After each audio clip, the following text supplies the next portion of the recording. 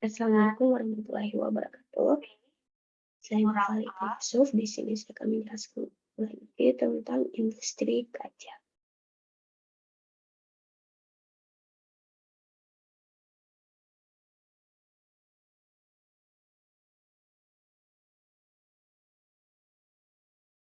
Kaca merupakan bahan yang memiliki sifat fisik yang tembus pandang cahaya dan memiliki daya guna yang baik walaupun sudah menjadi limbah sekalipun. Kaca merupakan salah satu produk dari industri yang banyak dimanfaatkan sebagian orang dalam berbagai sudut pandang, yaitu untuk pembuatan perabot rumah tangga, kaca rumah, industri mobil, dan untuk keperluan dan kebutuhan sehari-hari lainnya. Nah, untuk bahan baku dalam pembuatan kaca ini ada beberapa bahan, yaitu ada pasir, soda, tanah liat, boraks, kerak garam, dan kulit. Adapun proses pembuatan kaca yaitu sebagai berikut.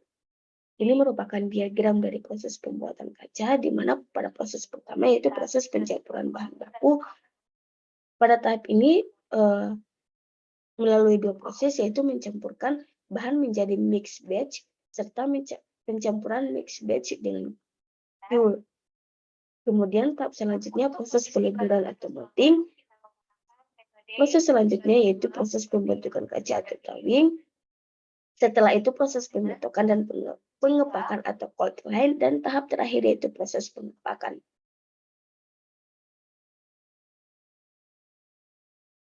Untuk pencampuran bahan baku, di mana mencampurkan bahan menjadi mixed batch, bahan atau material yang dicampurkan yaitu soda ace, pasir silika, dolomite, kerak garam, feldspar, limestone, pewarna, dan lain-lain sesuai dengan kaca yang diproduksi.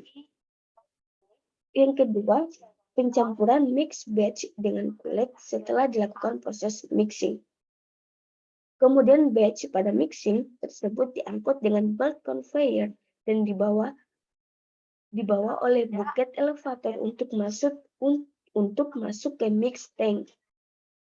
Tahap ketiga yaitu proses peleburan atau melting, di mana pada proses ini batch dan kulit akan bercampur secara homogen atau molten glass. Pada proses ini terjadi perubahan wujud dari padat menjadi cair, dan ada beberapa zat yang berubah wujud dari padat menjadi gas atau cair menjadi gas. Nah, pada proses peleburan ini terjadi proses endotherm, karena pada proses melting diperlukan sejumlah panas ataupun energi untuk melebur batch dan kulit tersebut. Tahap selanjutnya adalah proses pembentukan kaca atau drawing, di mana setelah kaca dilebur tadi, selanjutnya yaitu proses percetakan, di mana menciptakan molten glass menjadi lembaran kaca dari melting. Pada proses ini, ketebalan kaca serta lebar kaca dapat diatur sesuai kebutuhan. Nah, untuk proses pembentukan kaca ini dapat dipakai beberapa aksesoris, yaitu alat yang digunakan untuk pembentukan kaca adalah eye roll, kamera pemonitor yang digunakan untuk menyelidiki ribbon secara visual sehingga pergerakan dapat dimonitor dengan baik. Dan yang terakhir yaitu carbon fender untuk membuat kaca lebih tebal. Tahap berikutnya adalah proses pemotongan dan pengepakan atau cold line. Pada tahap pemotongan ini, kaca akan dipotong secara horizontal. Pada saat lembaran kaca tersebut berjalan, pisau sudah diatur dan dikontrol sedemikian rupa sehingga akan didapatkan lembaran kaca yang horizontal dan lurus sesuai yang dibutuhkan. Dan tahap terakhir yaitu proses pengepakan.